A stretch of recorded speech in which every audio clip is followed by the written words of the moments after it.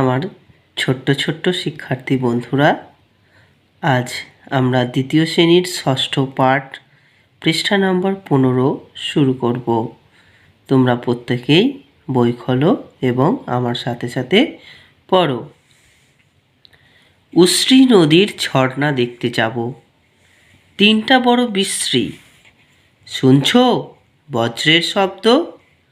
শ্রাবণ মাসের বাদলা, উশ্রীতে বান নেমেছে। জলের স্রোত বড় দুরন্ত, অবিশ্রান্ত ছুটে চলেছে। অনন্ত, এসো একসঙ্গে যাত্রা করা যাক। আমাদের দুদিন মাত্র ছুটি। কলেজের ছাত্রীরা গেছে ত্রিবেণী, কেউ বা গেছে আত্রায়। সাঁতরাগাছির কান্তিমিত্র যাবে আমাদের সঙ্গে উশ্রীর ঝর্ণায়। শান্তা কি যেতে পারবে? সে হয়তো শ্রান্ত হয়ে পড়বে।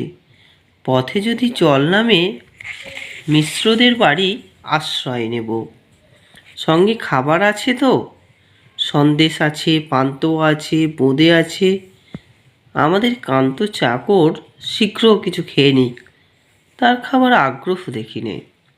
সে ভোরের বেলায় পান্তা ভাত খেয়ে বেরিয়েছে। তার বোন কান্তমণি তাকে খাইয়ে দিলে। আমরা এবার পড়ব সপ্তম পাঠ।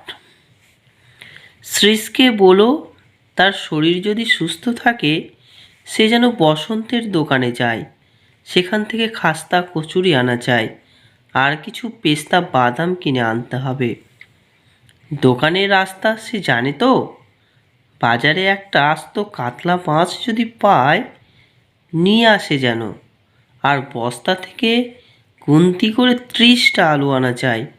এবার আলু খুব সস্তা। একান্ত যদি না পাওয়া যায় কিছু ওল আনিয়ে নিও। রাস্তায় রেঁধে খেতে হবে, তার ব্যবস্থা করা দরকার। মনে রেখো, কড়া চাই, খুন্তি চাই, জলের পাত্র একটা নিও। অত ব্যস্ত হয়েছে কেন?